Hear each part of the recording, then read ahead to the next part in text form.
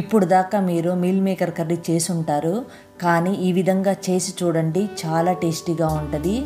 Non వెజ్కి ఏమీ తక్కువ కాకుండా హై ప్రోటీన్ గల ఈ మిల్క్ మేకర్ కర్రీని అన్నంతోనైనా చపాతీతోనైనా తినవచ్చు. ఈ కర్రీ కోసము ఒక బౌలు మీల్ మేకర్ను తీసుకున్నాను. వీటిని సోయా అని కూడా అంటారు. ఫస్ట్ వీటిని బాయిల్ చేసుకోవటం కోసం స్టవ్ వెలిగించి ఒక గిన్నెలో వాటర్ తీసుకున్నాను. వాటర్ బాయిల్ అయిన తర్వాత వీటిని యాడ్ చేశాను. 1 నిమిషము ఇలా డిప్ చేసి స్టవ్ ఆపేసుకోవాలి. వీటిని వెంటనే వడకట్టుకోవాలి. ఇలాగే వీటిని పక్కన పెట్టుకుందాము. ఇప్పుడు మరలా స్టవ్ వెలిగించుకొని ఒక బాండి పెట్టుకొని 1 స్పూన్ బటర్ తీసుకున్నాను. బటర్కి బదులుగా ఆయిల్ కానీ నెయ్యి కానీ తీసుకోవచ్చు. ఈ బటరు వేడైన తర్వాత ఒక 11 వెల్లుల్లి రెబ్బలని, దానికి సమానంగా అల్లము, 1 పచ్చిమిర్చిని తీసుకున్నాను. ఇవి కొంచెం ఫ్రై అయిన తర్వాత జీడిపప్పును కూడా తీసుకున్నాను. ఈ జీడిపప్పు వేయటం వలన గ్రేవీ చాలా టేస్టీగా ఉంటుంది.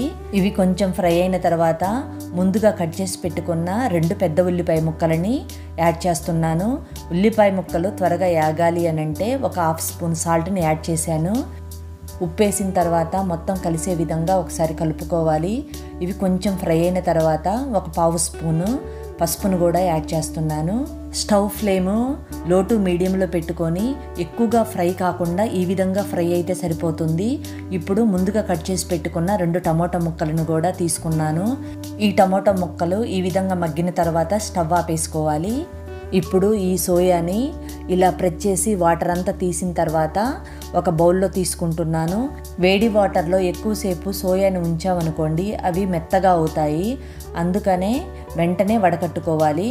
ఈ ఉల్లిపాయ ముక్కలు చల్లారిన తర్వాత వీటిని గ్రైండ్ చేసుకోవటం కోసం ఒక మిక్సీ జార్లో తీసుకున్నాను. ఇప్పుడు స్టవ్ వెలిగించి అదే బాండీ పెట్టేసి మీల్ మేకర్ని ఫ్రై చేసుకోవటం కోసమని కొంచెం బటర్ తీసుకున్నాను. ఇప్పుడు వీటి మీద కొంచెం పసుపు, కొంచెం కారము, కొంచెం సాల్ట్ వేసి ఫ్రై చేసుకోవాలి. స్టవ్ ఫ్లేమ్ వచ్చేసి లో టు మీడియంలో అడ్జస్ట్ చేసుకొని పెట్టుకోవాలి.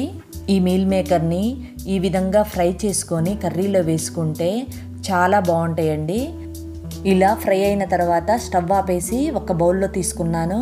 ఈ ఉల్లిపాయ ముక్కలు కొంచెం గ్రైండ్ అయిన తర్వాత ఒక బౌల్ పెరుగును కూడా తీసుకున్నాను. వీటిని మరలా గ్రైండ్ చేసుకోవాలి. ఈ విధంగా మెత్తగా గ్రైండ్ చేసుకోవాలి. మరలా స్టవ్ వెలిగించి ఒక బాండీలో 2 స్పూన్ల ఆయిల్, 1 ఇంచు చెక్క, 2 లవంగాలు, 1 స్పూన్ జీలకర్ర, ఒక పెద్ద ఉల్లిపాయని ఈ విధంగా ముక్కలుగా కట్ చేసి వీటిని కూడా యాడ్ చేశాను. ఇవి కొంచెం ఫ్రై అయిన తర్వాత కొంచెం పసుపు, 1 స్పూను పచ్చిధనియాల పౌడరు, 1 స్పూన్ కారము, 1/2 స్పూను సాల్ట్ని వేసి ఫ్రై చేసుకోవాలి. ఎప్పుడైనా మసాలాలు వేసేటప్పుడు స్టవ్ని సిమ్లో పెట్టుకోండి. ఇప్పుడు 1/2 స్పూన్ గరం మసాలాను కూడా యాడ్ చేశాను. ఇవి ఒకసారి కలుపుకున్న తర్వాత గ్రైండ్ చేసి పెట్టుకున్న పేస్ట్ను కూడా యాడ్ చేస్తున్నాను. ఈ మసాలాలు, ఈ పేస్టు అంతా కలిసే విధంగా కలుపుకోవాలి. స్టవ్ ఫ్లేమ్ వచ్చేసి లో టు మీడియంలో అడ్జస్ట్ చేసుకొని పెట్టుకోండి.